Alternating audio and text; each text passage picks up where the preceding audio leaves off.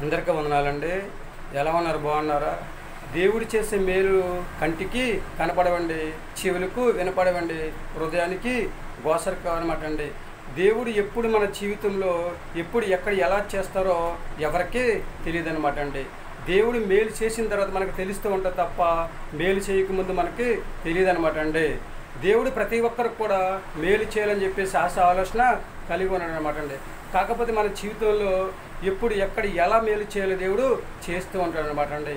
అంతవరకు కూడా మనం ఏం చేయాలంటే ఓర్పు కలిగి, పట్టుదల కలిగి, విశ్వాసంతో, నమ్మకంతో ప్రార్థన చేసుకునే సహజ లక్షణాన్ని కలిగి ఉండాలన్నమాట అండి.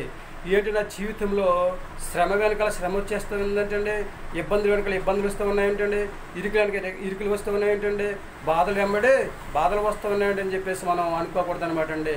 మనకు దేవుడు మనం ఎప్పుడైతే బాధపడుతూ ఉన్నామో, దుఃఖపడుతూ ఉన్నామో, దిగులు పడుతూ ఉన్నామో అప్పుడు దేవుడు మనకు తోడుగా ఉంటాడని చెప్పేసి దేవుడు తన పరిశుద్ధ లేకుండా చదివిస్తూ ఉన్నాడు అనమాట అండి. పడ్డవాళ్ళు చెడ్డవాళ్ళు ఎవరండి? ఏదో ఒక దినాన్ని దేవుడు మనల్ని స్టెప్గా లేవనెత్తి దేవుడు మనల్ని దీవించి ఆశీర్వదిస్తూ ఉంటాడు అనమాట అండి. కనుక ఎవరైతే ఓర్పు కలిగి విశ్వాసంతో ప్రార్థన చేసుకుంటారో, మనం ఎన్ని శ్రమలు అయితే పడ్డామో ఒక దినాన ఎన్ని పటాపంచలు అయిపోయి దేవుడి మేలుతో మన హృదయాన్ని తృప్తిపరుస్తాడని చెప్పేసి దేవుడు తన పరిశుద్ధ లేఖనం ద్వారా చదివిస్తూ ఉన్నాడు అనమాట అండి.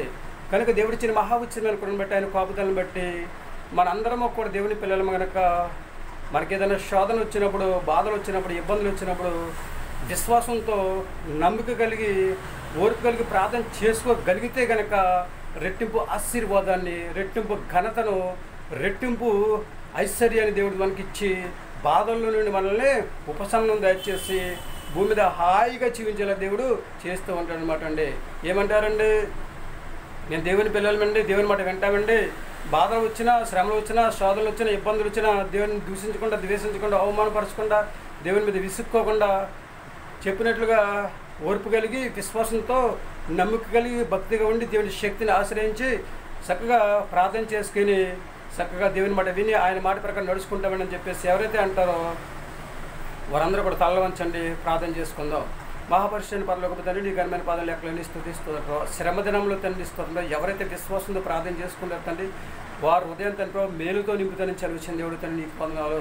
ప్రభావ మేమైతే తండ్రి శ్రమలు వచ్చినప్పుడు బాధపడుతూ ఉంటాం, ఇబ్బందులు వచ్చినప్పుడు బాధపడుతూ ఉంటాం తండ్రి స్తోత్రం. అలా బాధపడకుండా తండ్రిస్తుండ్రో, శ్రమలో దేవుడు మాకు తోడే ఉన్నాడు, బాధల్లో దేవుడు మాకు తోడే ఉన్నాడు అని తండ్రిస్తుండ్రో. గుడి కలిగి, బిరి కలిగి, పట్టుదల కలిగి, ఓర్పు కలిగి విశ్వాసంతో ప్రార్థన చేసుకుని దేవుడు ఏదో ఒక దినాన మేలుతో మా హృదయాన్ని తృప్తిపరుస్తాడని చెప్పేసి తండ్రి ప్రభావ ఆశ ఆలోచన కలిగి తండ్రి ప్రభావ చక్కగా విశ్వాసాన్ని కోల్పోకుండా, భక్తిని కోల్పోకుండా తండ్రి స్తోత్రం ప్రభావ, నమ్మకాన్ని కోల్పోకుండా తండ్రి స్తోత్రం ప్రభావ చక్కగా తండ్రి ప్రార్థన చేసుకుందని ప్రభావ బిడ్డలందరూ మంచి ఆరోగ్యం దయచేయండి, ధైర్యంగా ఉండడానికి తగిన సహాయం దయచేయండి తండ్రి నీకు వందనాలు. ఎవరైతే శ్రమలో ఉన్నారో తండ్రి, బాధల్లో ఉన్నారో వారందరికీ మీరు తోడుగా నెడగా సహకారం ఉపకారంగా ఉంది తండ్రి ప్రభావ. విశ్వాసాన్ని, నమ్మకాన్ని, భక్తిని కోల్పోకుండా తండ్రి ఉండేలాగా ప్రభావ వాళ్ళందరూ కూడా ధైర్యపరచమని ప్రార్థిస్తున్నాం ప్రభావ. ధైర్యంగా ఉండేలా తగిన సహాయం దయచేయని ప్రార్థిస్తున్నాం ప్రభావ. నీకు వందనాలు. ప్రతి ఒక్కరిని కూడా దీవించి ఆశీర్వదించి నీ కృప బలపరిచి ప్రభావ ఎవరు కావాల్సిన సహాయం దయచేయండి. వృద్ధులను, పిల్లలను, ఎవరిస్తుంది తండ్రిస్తుందో పెద్దలు అందరినీ కూడా పేరును దీవించండి, ఆశీర్వదించండి. ఉద్యోగం చేస్తున్న వారిని, వ్యాపారం చేస్తున్న వారిని,